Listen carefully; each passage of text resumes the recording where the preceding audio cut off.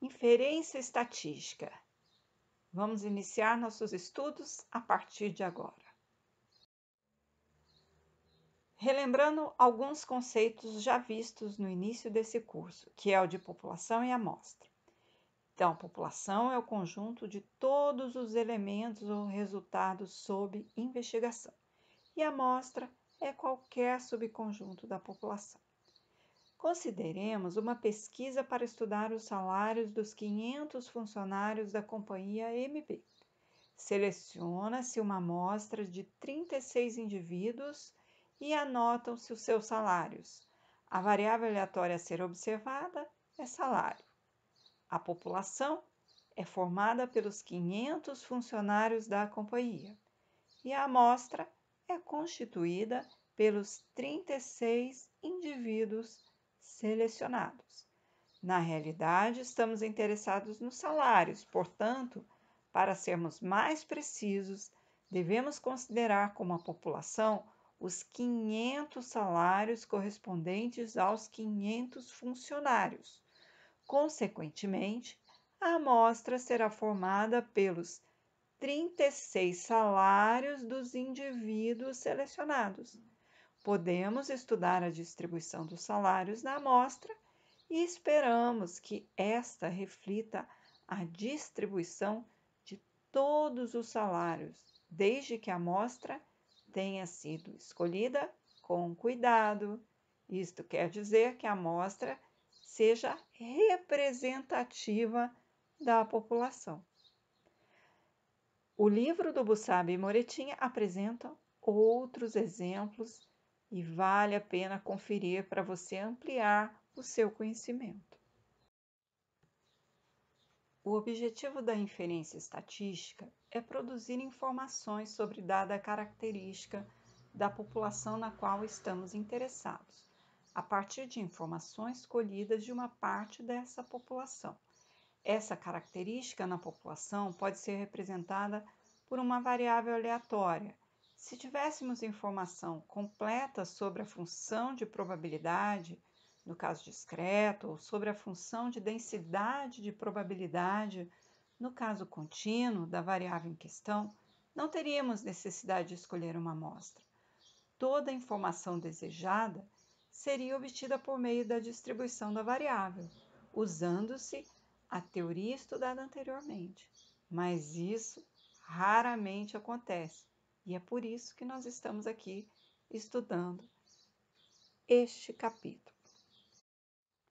Vamos apresentar aqui uma motivação, que é o exemplo de lançar uma moeda 50 vezes. Então, X é o número de caras obtidos depois de lançar a moeda 50 vezes. Sabemos que, se tomados alguns cuidados quando do lançamento, X segue uma distribuição binomial, ou seja, X tem distribuição binomial com N igual a 50 e parâmetro P. Esse P, teoricamente, desconhecido. Esse modelo é válido admitindo-se ou não a honestidade da moeda, isto é, sendo ou não P igual a meio. Lançada a moeda, vamos supor que tenha ocorrido 36 caras. Esse resultado traz evidência de que a moeda seja honesta? Veja que o que nós esperaríamos de uma moeda honesta é aproximadamente metade dos lançamentos serem cara. Então, se nós lançamos 50, nós esperaríamos 25. Mas se a gente observou 36, como tomar uma decisão, Então, para tomarmos uma decisão, podemos partir do princípio de que a moeda não favorece nem cara e nem coroa. Isto é, vamos assumir que o P seja igual a meio. Com essa informação e com o modelo binomial, podemos encontrar qual a probabilidade de se obterem 36 caras ou mais. E esse resultado nos ajudaria a tomar uma decisão. Suponha que a decisão foi rejeitar a honestidade da moeda. Então, neste caso, o P não é meio.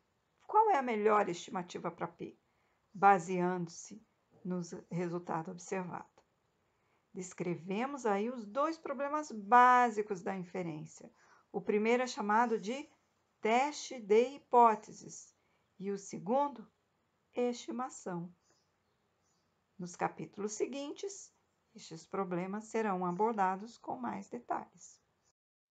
Bom, então, quando nós iniciamos o nosso processo de inferência, nós temos que fazer e responder estas perguntas. Qual a população a ser amostrada? Como obter os dados, ou seja, como obter a amostra? Que informações pertinentes, ou seja, que estatísticas, serão retiradas da amostra? E como se comportam as estatísticas quando o mesmo procedimento de escolher a amostra é usado numa população conhecida? Procedimentos.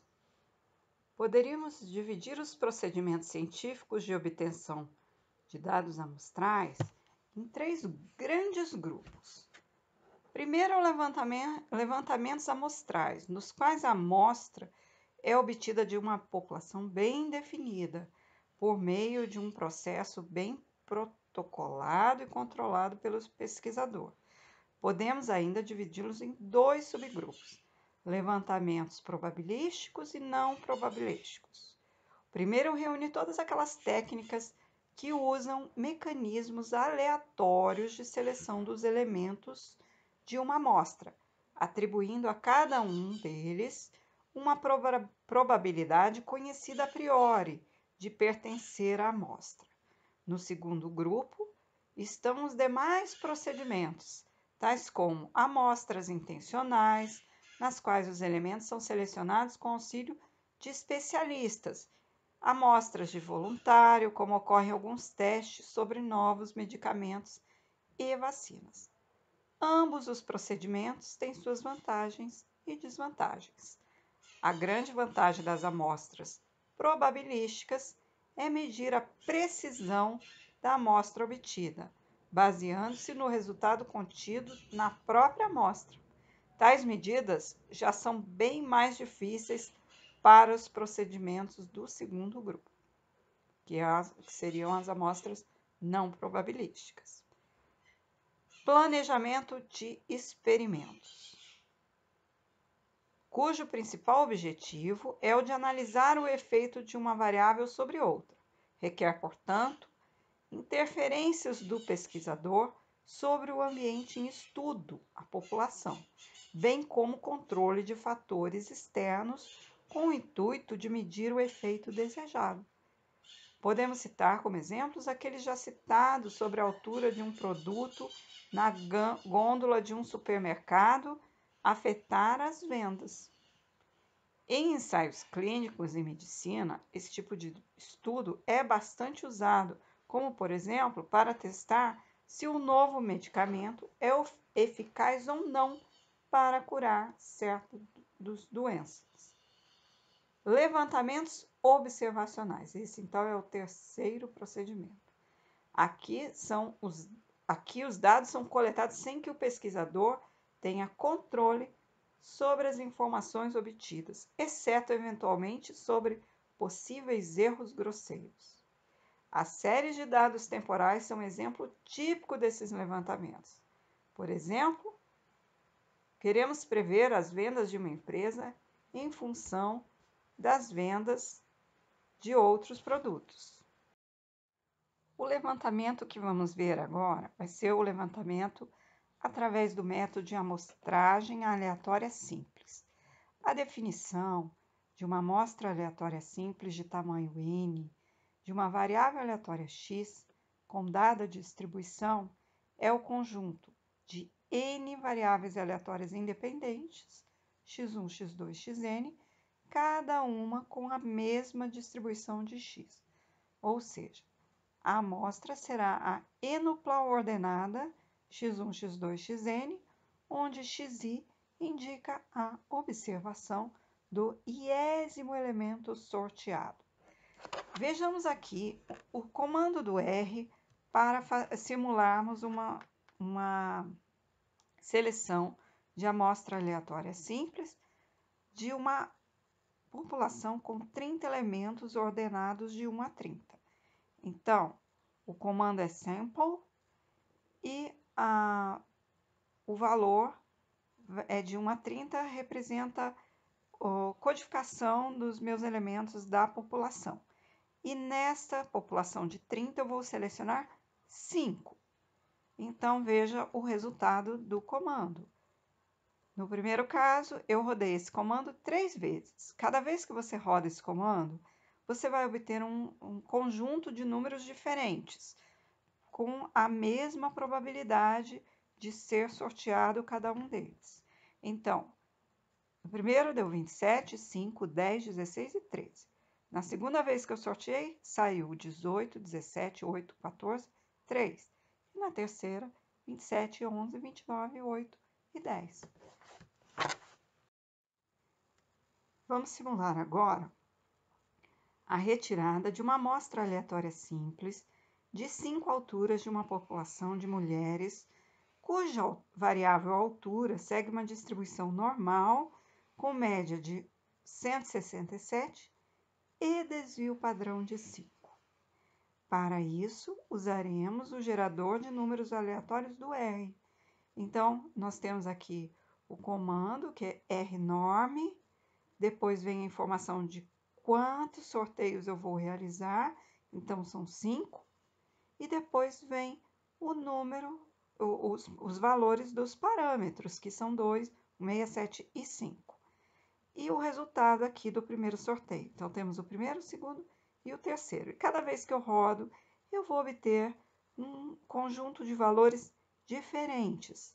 Mas vejam que esses valores provêm dessa população, cuja média é 167. Então, no primeiro, por exemplo, nós sorteamos uma altura de 174,9083, depois uma segunda altura de 168,29 e assim por diante, até a quinta altura, 163,8905. Estatística e parâmetros. Vamos ver as definições. Uma estatística é uma característica da amostra, ou seja, uma estatística T é uma função de x1, x2, xn.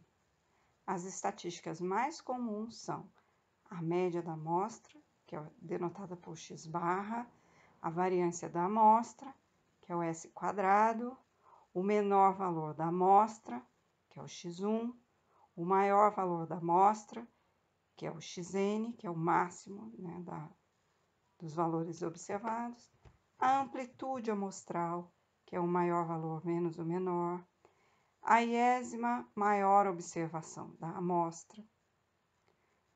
Então, estatística está relacionada à amostra. E parâmetro? Parâmetro é uma medida usada para descrever uma característica da população.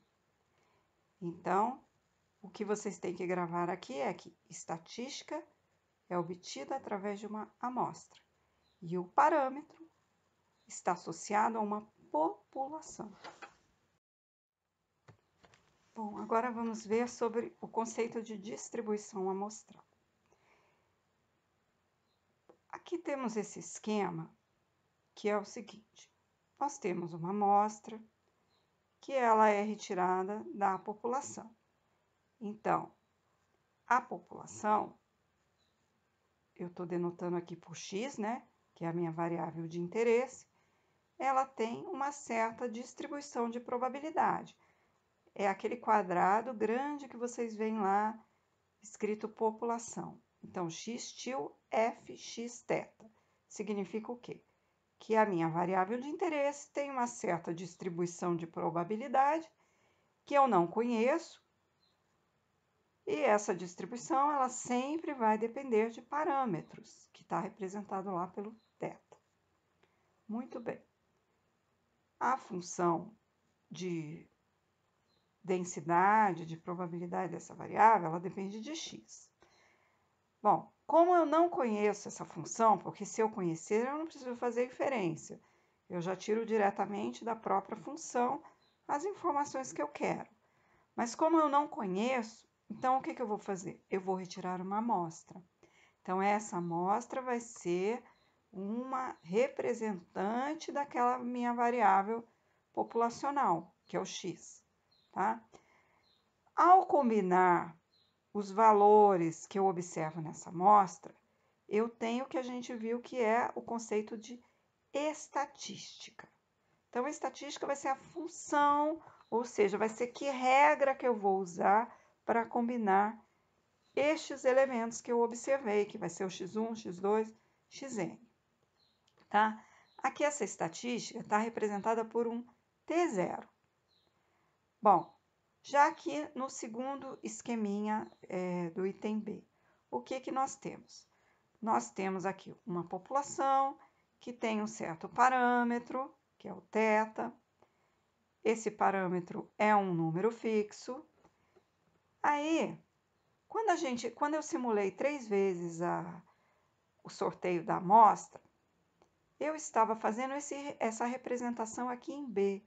Então, cada vez que eu sorteio uma amostra, eu vou ter uma estatística diferente, porque os meus elementos são diferentes, né? Cada vez que eu sorteio, eu tenho resultados diferentes. Mas todos esses resultados têm a mesma regra de cálculo. Pensa, por exemplo, como você calcula a média. Não importa que resultado vai sair, você vai somar todos eles, né? Então, eu tirei a primeira amostra da população, fiz lá a continha, e encontrei a estatística T1. Depois eu sorteei uma outra amostra da mesma população e encontrei uma outra estatística, T2, usando a mesma função. E assim vai. Então, vocês já perceberam que essa estatística, ela varia de acordo com a amostra. Portanto, ela deve ter uma distribuição de probabilidade, porque cada vez que eu sorteio, eu não sei o que vai sair, né? Então, o que a inferência faz é estudar a distribuição amostral, ou seja, como que este parâmetro vai se comportar diante dessas amostras, né? Dessas várias amostras que eu posso retirar da população. E o que se faz ao realizar o procedimento é estudar a teoria que tem por trás disso tudo, mas no final das contas a gente vai tirar apenas uma amostra. Então, quando a gente está estudando a teoria, a gente vai entender como se comporta se eu retirasse muitas amostras, mas o meu procedimento vai ser de retirar apenas uma amostra. Bom, agora vamos simular qual seria a distribuição amostral da mediana das alturas de amostras de 5 mulheres retiradas da população X com distribuição normal, 167 a média e 5 é o desvio padrão. Como não podemos gerar todas as possíveis amostras de tamanho 5 dessa população, então eu mostro aqui como simular no R 200 amostras de tamanho 5 e como que nós obtivemos alguns resultados.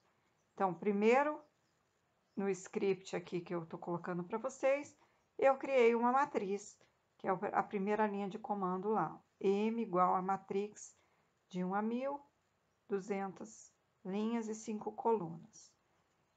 Depois, como eu vou fazer 200 sorteios, eu fiz um loopingzinho for i igual a 1 até 200 para ele ir rodando e colocando os valores sorteados aí em cada linha.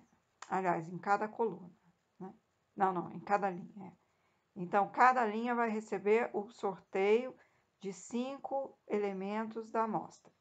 E eu vou fazer 200 sorteios. Então, a minha matriz vai ter 200 linhas.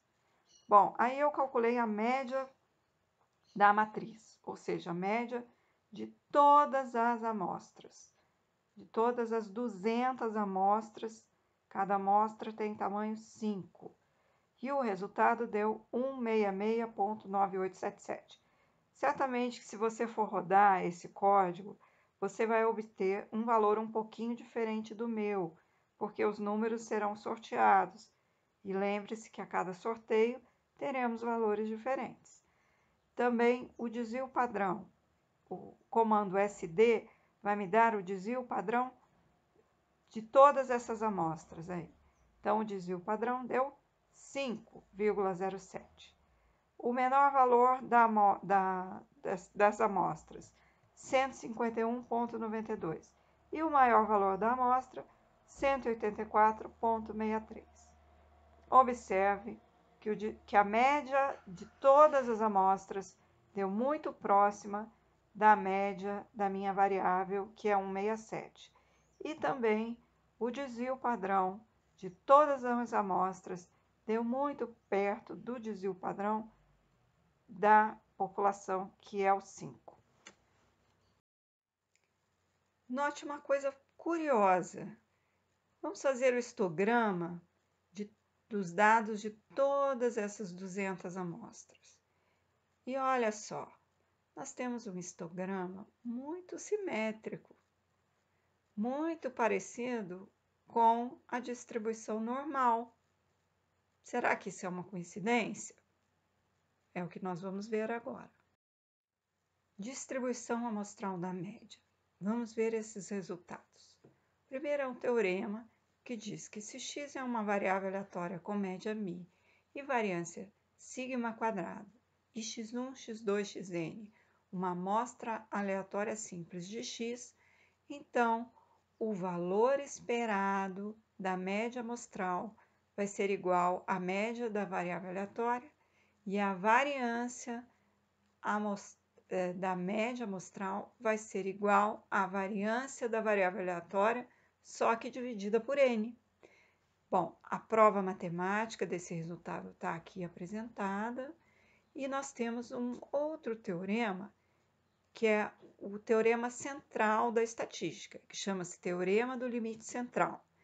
Então, ele diz o seguinte: para amostras aleatórias simples, x1, x2, xn, retiradas de uma população com média μ e variância sigma quadrado finita, a distribuição amostral da média x barra aproxima-se para n grande de uma distribuição normal com média μ e variância sigma quadrado sobre n. Esse resultado é muito importante porque ele nos dá uma distribuição de probabilidade concreta e que se aproxima bem para a variável, nos dá a distribuição da média amostral. Então, nós poderemos usar este resultado para fazermos as nossas inferências, conforme nós vamos ver daqui a pouco.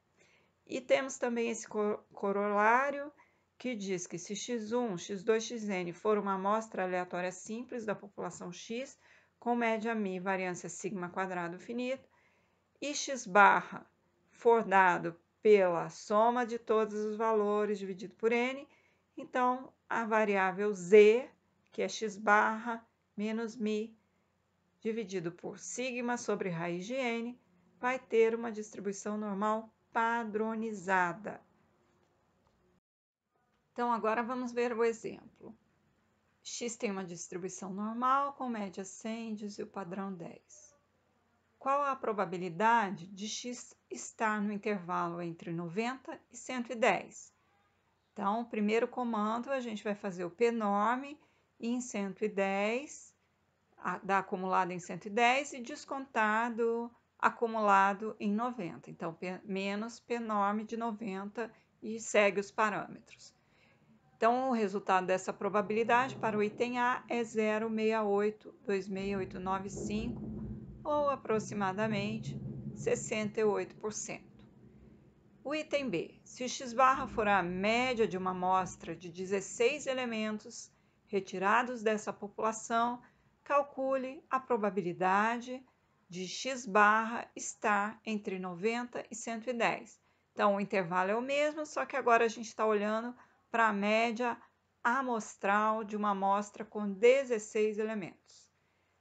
Então, aqui nós vamos usar o resultado que a gente viu anteriormente.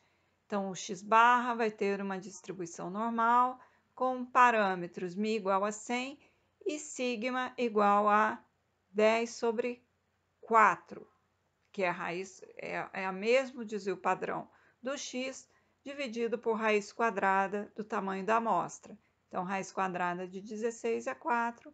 E aí, para avaliar a probabilidade, eu vou colocar os mesmos comandos, alterando apenas o valor do parâmetro correspondente ao desvio padrão. Então, vocês têm aí pnorm 110, parâmetro 100 e 10 sobre 4, menos pnorm 90, parâmetro 100 e 10 sobre 4. E aí vocês observem que o resultado deu 0,99999367. Então, a conclusão que a gente vê aqui é que a probabilidade da média amostral estar entre 90 e 110 é bem maior do que a probabilidade de x estar neste mesmo intervalo. Depois ele pede para representar num único gráfico as distribuições de x e x barra. Então, está aqui o comando para fazer este gráfico que vocês veem aí. Em preto está representado o gráfico da distribuição de x barra e em vermelho está representado o gráfico da distribuição em x. Aí nós notamos que o desvio padrão, sendo menor para x barra, vai estar muito mais concentrado em torno de 100, que é a média, do que o em vermelho, cujo desvio padrão é maior. Então, um desvio padrão do gráfico em preto é 10 sobre 4 e o desvio padrão do gráfico em vermelho é 10. A última pergunta a gente vai ver agora. Bom, agora para determinar qual deveria ser o tamanho da amostra, para que a média amostral no intervalo 90 a 110 fosse 0,95, eu faço o seguinte procedimento. Como a gente vai usar um pouco da simetria dessa curva, então, se entre 90 e 110 eu tenho 95, falta 5% para completar 1 ou 100%, né? Então, em cada cauda, tanto superior quanto inferior, eu vou ter 2,5%. Acumulado em 110, eu vou ter os 2,5 abaixo do 90, mais os 95, que vai entre 90 e 110. Portanto, em 110, eu vou ter acumulado 0,95 mais 2,5, mais 0,025. Então, isso vai dar 0,975. Bom, aí eu vou fazer aquela padronização, que é pegar a média do x barra, subtrair, pegar o valor de x barra, na verdade, que é 110, menos a média, que é 100, dividido pelo desvio padrão, que é 10 sobre raiz de n. N é o que eu quero determinar. E isso vai me dar 0,975. Bom, então, ao fazer essa transformação, eu passo a ter uma variável z, que é a variável padronizada. Simplificando aqui essas contas de 110 menos 100 sobre 10 sobre raiz de n, vai ficar a probabilidade de z ser menor que raiz de n. E isso tem que dar 0,975. Então, o raiz de n vai ser o percentil 975 da distribuição padronizada. Como que eu acho o percentil? Eu vou lá no comando do R e coloco qnorm 0,975, porque o padronizado já é o comando padrão do R, então eu aqui não preciso fornecer nenhum parâmetro. E o resultado deu 1,959964. Esse é o valor de raiz de n. Então, o n vai ser este valor ao quadrado. Isso deu 3,84. Mas como não posso ter amostra de tamanho 3,84, então eu arredondo sempre para mais. Então, o tamanho da minha amostra vai ficar igual a 4. Bom, vou tirar a prova dos 9. Vou pegar com n igual a 4 a probabilidade de x barra estar no intervalo 90 a 110. Então, vai ser o pnorm em 110 com os parâmetros 100 e 10 sobre raiz de 4, que é 2. Então, vai ficar 10 sobre 2. Menos P enorme, 90 parâmetros. 100, 10 sobre 2. E esse resultado deu 0,9544997. Deu um pouquinho maior do que 0,95, porque eu arredondei o N para mais. A gente não vai ter exatamente aquele valor, né? Porque o N tem que ser um número inteiro. Mas eu cheguei no resultado, tá certo, né? Eu consigo conferir que está correto. E chegamos ao final de mais uma aula. E nesta aula vimos a base de conceitos e teoremas para inferência estatística. Conceituamos população, amostra, descrevemos os procedimentos, apresentamos os principais teoremas, especialmente o teorema do limite central e a distribuição amostral da média.